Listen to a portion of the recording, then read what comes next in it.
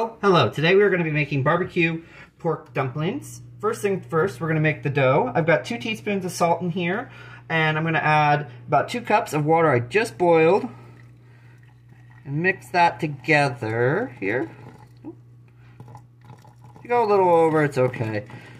Alright. There. Make sure the salt water all gets incorporated. Alright. This to the side, and we're going to adjust. Here. I've got a pot boiling right now, but we're using that for something a little later. Here I've got 4 cups of flour in a big bowl. And I'm going to add 1.5 cups of the salt water mixture into here, and we're going to give it a stir. If you're a little over, don't worry. It'll all work together. So we're about there, just a little hair more. We're going to give it a good stir here. We want to incorporate it all together. It's going to make a nice shaggy dough here. It's going to stick to these chopsticks I'm using to stir. Alright. Once that water's worked in, you can actually start to smell a little bit of the dough there from the hot water. Okay. And we're going to put the rest of the water in. Keep stirring here. We're just going to work everything together. If you add a little too much water, you'll see what the dough looks like when it's done. You can always add a little more flour. Or if you have too much flour and not enough water, you can do the inverse. But it's almost an art to making these versus a science, so be a little off. Off of there. It should feel sort of sticky, but not really grab to your fingers too much at this point. Then we're going to spend about 2 or 3 minutes kneading this dough here.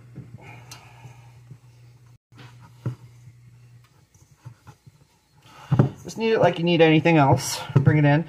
Again, if it's starting to stick too much, try and find dry spots in it first before you add any flour. There, but if you think it's a little too wet, you can add a little more flour. Just a tiny bit at a time, not too much. I feel like this is a little too wet. I've done these before, so I'm going to add just a hair more. There we go. That was probably about, at most, 1/8 of a cup. A couple tablespoons worth, not too much. There we go. Oh, yeah. It is pretty warm, so don't be afraid if it's too warm for you. Let it cool down just a hair before you start mixing it. And 2, you could... If you have a mixer with a dough hook, you can use that, but I like to use my hands on this. It's a good way to get out stress and strain. Keep going on this. And then after those 2 or 3 minutes and it's all incorporated together, you're going to wrap it in plastic wrap and just let it sit at room temperature for about 30 minutes before you do anything more with it. That'll let all the gluten you built up by kneading basically rest and develop and get stringy, and it'll be nice and give you nice dumpling wrappers here. Alright. Okay, so here's what the dough looks like when it's all together. I'll show you one nice little mess. Shouldn't stick to your fingers. It might feel a little sticky, but I feel like if you're moving it quick, it's not going to stick. So that's good there. We'll cover this up in tight saran wrap and let it rest for those 30 minutes, and I'll start getting ready to make all the filling that'll go inside of it. Alright, so the dough has come out of its 30-minute rest period, and it's been broken into 4 pieces here, and I add just a little bit of flour because it's just a hair stickier than I like. You're going to roll them in to snakes here.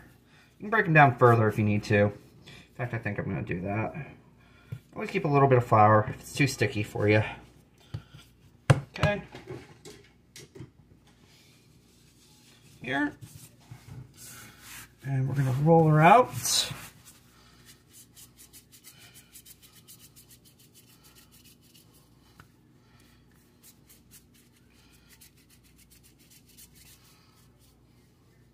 Go.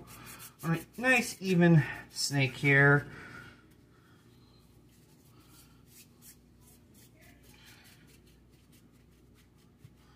Rolling it out. This is probably going to make the YouTube algorithm go crazy, seeing this waggling around. There we go. out there. And then we're going to break this into about 6 segments here. Again, it doesn't have to be perfect. We're going to be rolling these back into balls here. Okay. We're just going to do that for all the balls. And when I got those, and we're going to place them on the side onto a tape plate with some flour on it. And once I get those all done, I'll show you the filling. Okay, so I've got about 1.5 cups of pulled pork that we've done before. And we're going to make the filling with this. This is the first thing here. In this bowl, I've got some fire roasted corn, some diced red pepper, and some quick pickled red onion. And these are going to add a lot of flavor. We're going to add most of it there, all the onion, and we'll add about half the corn and half the pepper to start and just see what it looks like so far. There. Give this a quick stir. There. Oh, that's looking good. Let's give it a bright pop of freshness and everything.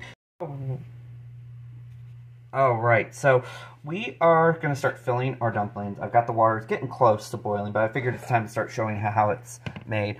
I'm using a dumpling press. If you don't have this, you can always just use a rolling pin and roll them out to about 2-inch across, 2.5-inch across circles. Fill them in the center and pinch them closed.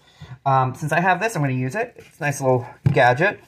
You can also use this for other things. You could use this to make pasta and make traditional mezzaluna style ravioli. So put about 1 teaspoon, could be a little over, of filling, and then just bend that over. There. You see it bulging out in the bottom. Then we're going to take another piece of dough here, put just a tear bit of flour. There's already some down there. And then put a little on top here. Now that's done, we're going to bring it back over, push down on that. You can see our finished one here. Nice crimped edges, a little over, but it'll be fine. And then we're going to put it on a tray that I already put some flour on. I already started doing a few, just to make sure it was all good and the dough was the right consistency. And I'll get a few of these going, and then when the water's got a good boil, I'll show you the cooking time and the cooking method there, or one of the easiest cooking methods. Okay, I'm actually back again. I forgot to show you the bottom. There it is. The dough comes out. If it's a little too small or a little too big, this worked out perfectly. You can just put that in. You can shape it out and stretch it just a bit. Don't be afraid to do that. If you don't like a thinner one, you can always put a little less dough in there. You just have to push a bit more so it goes over. So we'll keep doing that here. Again, repeat the process. Oop. Pardon me.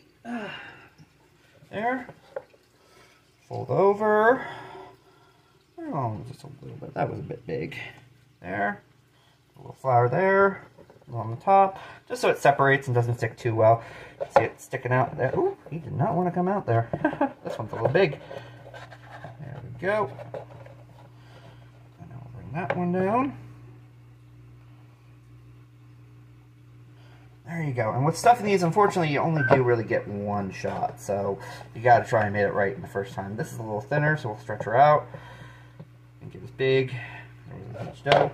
But it'll be fine. There we go. Put our other one on there. You want consistency, so if you want them bigger, try to make them all bigger. If you want them smaller, make them all smaller. There we go. Get that teaspoon worth in there. This is just that leftover pulled pork. Fill in there. Ooh.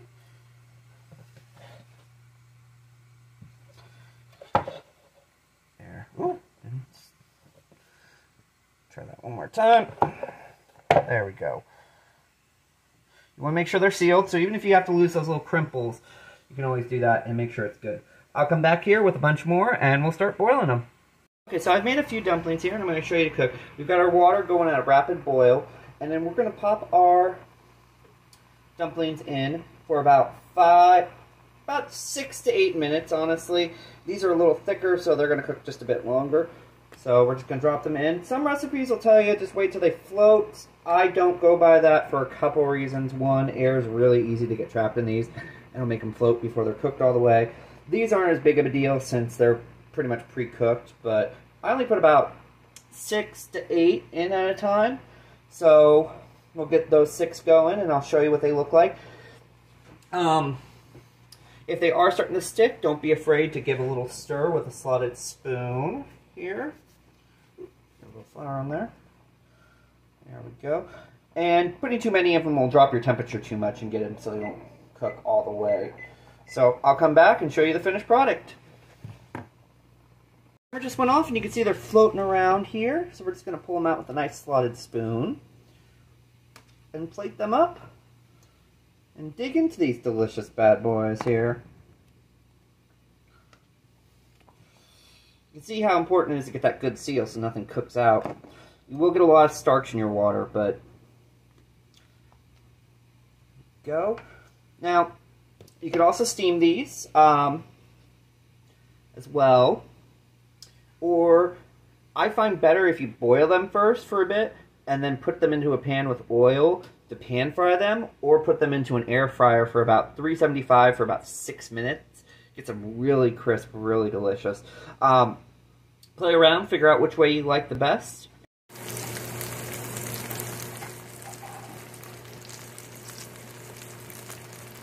And then I just wanted to show you some pan-fried ones. These have been cooked, boiled, and they've been allowed to cook for a couple minutes on each side so they get nice and golden brown. Enjoy.